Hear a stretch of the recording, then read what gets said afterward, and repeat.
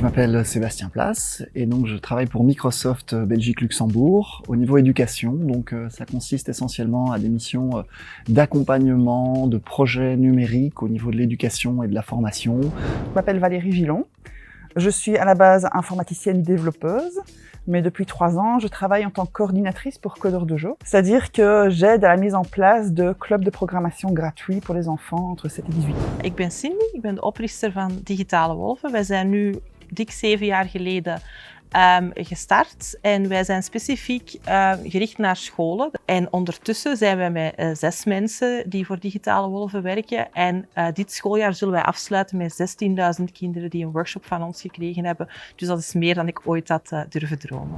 Je m'appelle Pascal Balancier, je suis expert à l'Agence du numérique et pour ma part je m'occupe des aspects éducation-formation et je me suis notamment spécialisé sur les questions relatives aux compétences numériques.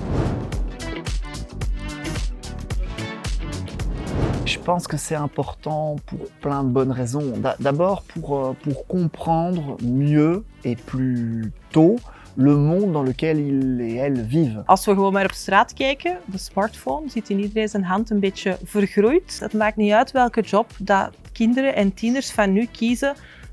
De kans is 99% dat er digital skills aan te pas komen eens dat ze hun carrière starten.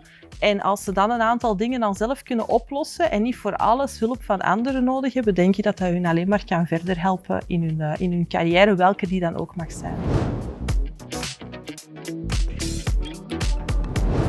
Nous avions pris une initiative dès 2016 de mettre en place une opération qu'on a appelée Walcode et qui était une action qui visait à initier les jeunes dès le plus jeune âge aux sciences informatiques au sens large, à la logique algorithmique en particulier, au langage de programmation notamment.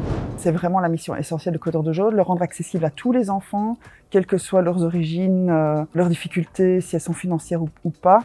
C'est pour ça que nos dojos sont complètement gratuits. Donc une fois par mois, on a des dojos organisés par des bénévoles qui sont la plupart du temps issus du monde de l'informatique. Wat doen wij op scholen? Wij leren programmeren, robotica, wij werken rond virtual reality, augmented reality, dus zowel net iets meer dan Word of PowerPoint, wat op school wel vaak aan bod komt. On a plusieurs champs d'action. La principale qui a été mise en pause à cause du confinement et de l'épidémie Covid, c'est ce qu'on appelait le DigiKids. Donc ça consistait en fait chaque semaine, le vendredi, on recevait jusqu'à une trentaine d'enfants de niveau primaire dans les bureaux de Microsoft à Zaventem, Bruxelles Airport. Il y avait une matinée d'apprentissage du code dans les bureaux de Microsoft avec une visite des bureaux, une vue sur les pistes de l'aéroport depuis la baie vitrée de nos bureaux. Et alors on faisait une session de formation pour apprendre aux enfants les bases du codage dans une interface graphique qui s'appelle MakeCode et qui était intégrée dans notre environnement d'apprentissage ludifié qui s'appelle Minecraft Education.